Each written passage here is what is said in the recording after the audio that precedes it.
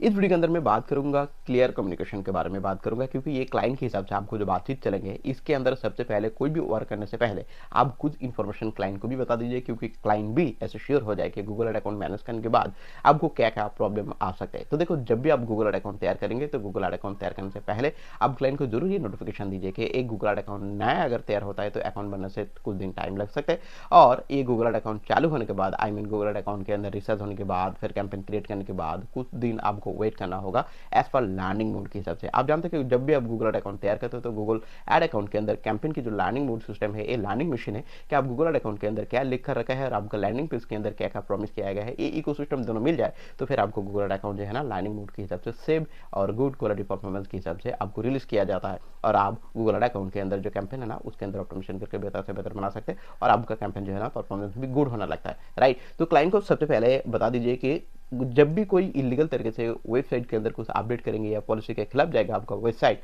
तो फिर ये हमारी तरफ से ये नहीं होता है, ये एक्चुअली गूगल की तरफ से होता है। तो जब आप गूगल की तरफ से ये फेस करेंगे तो पहले क्लियर करना चाहिए कि सस्पेंड जो है ना कभी भी आ सकता है, ये कोई भी अकाउंट के अंदर आ सकता है, ये आप खुद क्रिएट नहीं करते हो, ये गूगल क्रिएट करता है। तो क्लाइंट को भी ये इन्फॉर्मेशन देने की जरूरत है। और जब गूगल एड अकाउंट की मैनेज करने के लिए आप वर्क स्टार्ट करेंगे, चाहे तो नया अकाउंट है या पुराना वाला अकाउंट है, तो गूगल को ये बता दीजिए, सॉरी क्लाइंट को ये चीज़ बता दीजिए कि एक्चुअली जब गूगल एड अकाउंट तैयार करेंगे तो गूगल एड अकाउंट तैयार करने के लिए अगर प्रोप्राइटरशिप बिजनेस है, मतलब खुद का बिजनेस है, तो फिर डॉक्यूमेंट के हिसाब से कुछ डॉक्यूमेंट तैयार करके रखना है। मैं यहाँ पर कुछ डिटेल शेयर नहीं करना चाहता हूँ। एज पर डॉक्यूमेंट जो है ना क्लाइंट के साथ बातचीत कर लीजिए कि जैसे फॉर एग्जाम्पल अगर आप कुछ सैम्पल एग्जाम्पल सुनना चाहते हो कि trade licence, licence policy, business registration, GST registration, फिर एमएसएमई का भी सर्टिफिकेट होगा,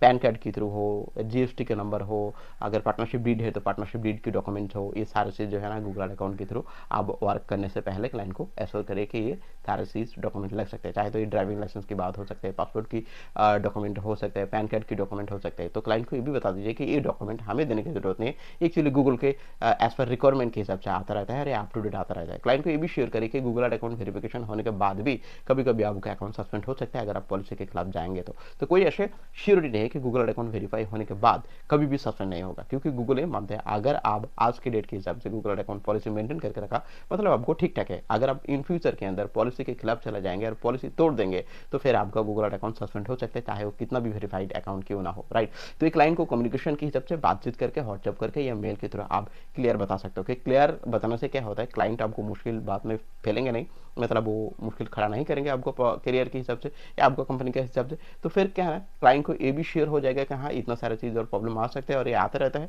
तो क्लाइंट भी आपको ट्रस्ट करना शुरू करेंगे और क्लाइंट आपको साथ वर्क भी करना शुरू करेंगे। कुछ क्लाइंट होता क्या है, जब गूगल अकाउंट बनाते हो तो अकाउंट की कोई डिटेल्स इन्फॉर्मेशन किसी को साथ शेयर नहीं करते, और बाद में जब आपको पता चला कि ये 3-4 बंदा मैनेज कर रहे हैं और आपको बताता है नहीं यार, अलग अलग ऐप के थ्रू काम करते हैं और ये स्कैम भी करना शुरू कर दिया है गूगल एड अकाउंट की इस्तेमाल करके, तो आपको इग्नोर करना चाहिए अकाउंट। और गूगल एड अकाउंट चलाने से पहले वेबसाइट की जब project as far sponsor ad Google search result के अंदर दिखाना चाहता तो वेबसाइट की एनालाइज भी करना चाहिए कि टर्म्स एंड कंडीशन क्या है, डिक्लेरेशन क्या है, रिफंड पॉलिसी क्या है, शिपिंग डिलीवरी सिस्टम क्या है। गूगल एड अकाउंट के अंदर जब आप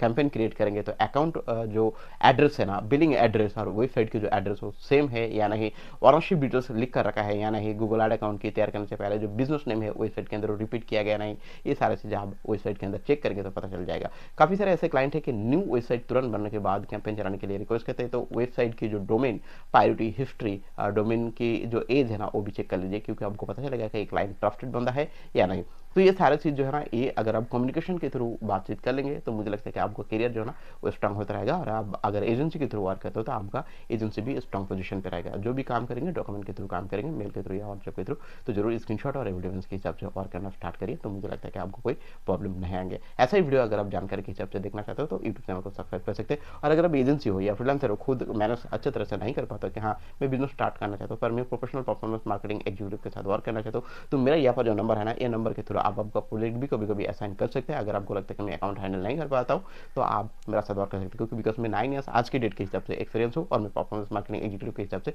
फेसबुक एड और गूगल एड कैंपेन की सर्विस और मेंटेनेंस और ऑटोमेशन के हिसाब से वर्क करता रहता हूँ। तो मिलेंगे न्यू वीडियो के साथ, तब तक आप हैप्पी रहिए, खुश रहिए। जय हिंद।